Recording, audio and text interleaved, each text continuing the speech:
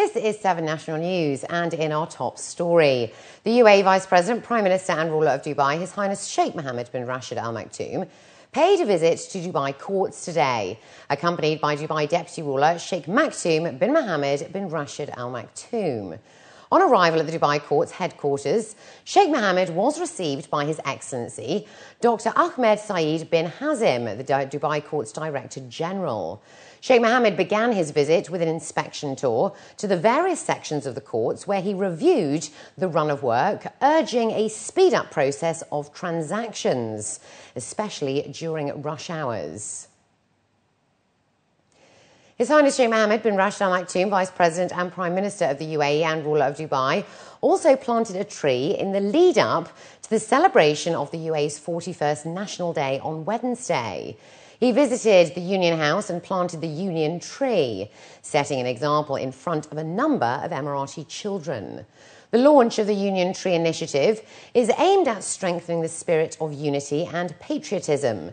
His Highness expressed hopes that the initiative will encourage everyone to plant trees like this one, to nurture and preserve it, as well as educate the young generation to maintain the country's solidarity.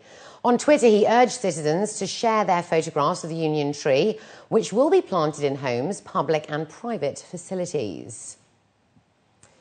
His Highness Sheikh Mohammed bin Rashid Al Maktoum, the Vice President and Prime Minister of the UAE and ruler of Dubai, has also appointed a new Director General for the Dubai Health Authority.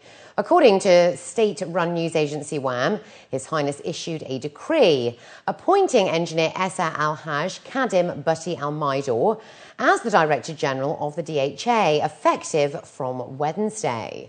He is also the chairman of the UAE Society of Engineers at present. In September 2012, Engineer Al-Maidor was appointed Deputy Director General of the Dubai Municipality. He has held significant posts in the past, including Assistant Director for Engineering and Planning at the civic body. And he earned his bachelor's degree in engineering from the Utah State University in the USA. Under new regulations of the Health Authority Abu Dhabi, hospitals in residential locations in the capital must relocate. 7 popular private hospitals in the capital must ensure that they are no longer located in residential buildings within the next 5 years. That's what a senior health official said in the capital on Wednesday. Following a hard decision, which came into effect on November the 1st, the hospitals must either relocate to non-residential buildings or acquire all the buildings' units in the buildings they are currently occupying, as stated in a local daily. Further to this statement, officials have warned that if the new regulation is not followed, the licences of these hospital branches will not be renewed after the 5-year grace period lapses.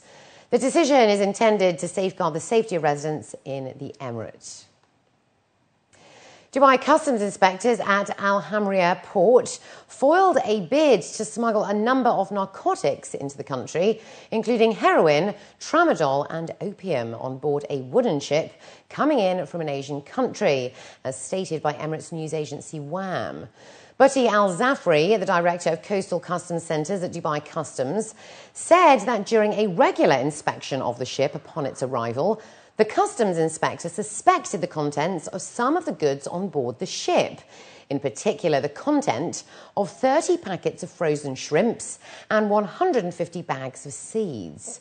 By taking a closer look at the packaged goods, 84 tramadol boxes were found, containing 27,298 pills in them, which further aroused suspicion of the rest of the goods on board.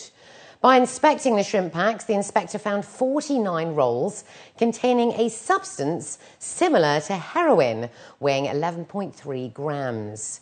In addition, customs inspectors also found a glass bottle containing a liquid that was suspected to be opium, weighing 139 grams. The accused suspect and collection of evidence has been transferred to the Central Department of Anti-Narcotics at Dubai Police.